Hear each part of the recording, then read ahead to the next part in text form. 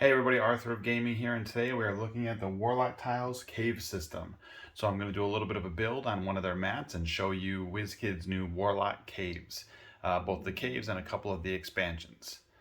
Alright, so here we go with our cavern setup. So this is a Wizkids mat. These new mats that Wizkids have out. This one I think is like a 3x5, so it's a nice big water mat. I have like a lava mat, which I think this stuff goes kind of well with, but I think it blends a little bit too, so I wanted to have something so it kind of stands out. So I got, I think, 2 base sets of the caverns, and then a couple of the expansions, which I'll list below in the comments of the video. But see, as you can see, you get like a little bit of a wall set up here around the outside. I tried to do like some sort of a, a wall set up around with maybe some gaps where ships or something could come in. Even some small boats maybe could work their way in here to check out the caverns. I mean, you got lots of these nice spires. We've got some nice archways and stuff here, which look fantastic. I don't know about you guys. I always struggle with randomness. So, you know, our eyes are trained that symmetry is pretty, right? That's why all the pretty people in the world, you find out they have very symmetrical faces and features. And so doing randomness is very hard for me. If any of you are builders, I'd love to hear in the comments on how you deal with symmetry and not making things symmetrical. So I worked really hard on this build to not make it symmetrical. As you can see, it's pretty random if we pull out here. I don't think I did symmetry. If I did, it was completely by accident. But you start to look down here, and these Warlock Caverns have some good stuff. Like there's a nice bridge right here, and it connects. There's like little holes in those 2 big archways, flat archways, that the bridge connects to. I'm sure you can have some great miniatures up on here, more WizKids minis or something. You have lots of things like this. And one thing I was surprised about, actually, and I'll show you this. This was a shocker to me because I had no idea what this was. But take a look at these guys here. These are modular. So if I go in here, I can pull that piece right off. And I could put a different piece on there, or I could put this piece back on there, or I can leave it off. It doesn't matter. But a lot of these stalagmites are modular. Like this big guy here. It's a modular stalagmite. You can see there's the first piece. You can kind of see there's a second piece. Once you know what it looks like, you can see the third, fourth. So I made this big spire that's just kind of sticking up out of the water. But it's a modular piece. I can take the whole thing apart, right? I can take this, boom, pull that apart, pull that apart. You know, with this, you could also have like some broken stalagmites that are falling into the water, for instance, and have those just sitting there. But there's these nice little sets of 3 stalagmites that you can also build modular up with them, which I think is kind of cool.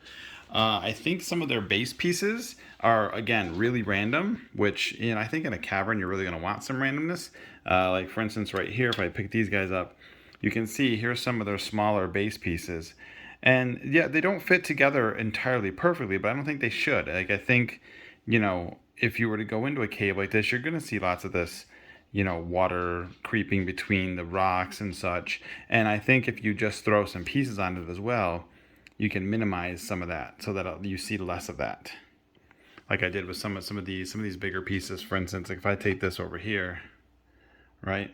Now this piece has some, you know, height to it and some build up. And so it's not just flat, and it also hides some of that water behind it, or, you know, whatever terrain you have behind it. So I think they did a pretty good job with these pieces. They're all, none of them clipped together. There are no clips in the caverns at this point, other than there's like one little clip on the bridge just to hold it onto that flat archway kind of thing. So there's one little clip there, but it comes part of the bridge. It's not like an extra clip like the other Warlock clips are. So, I mean, it's a good set.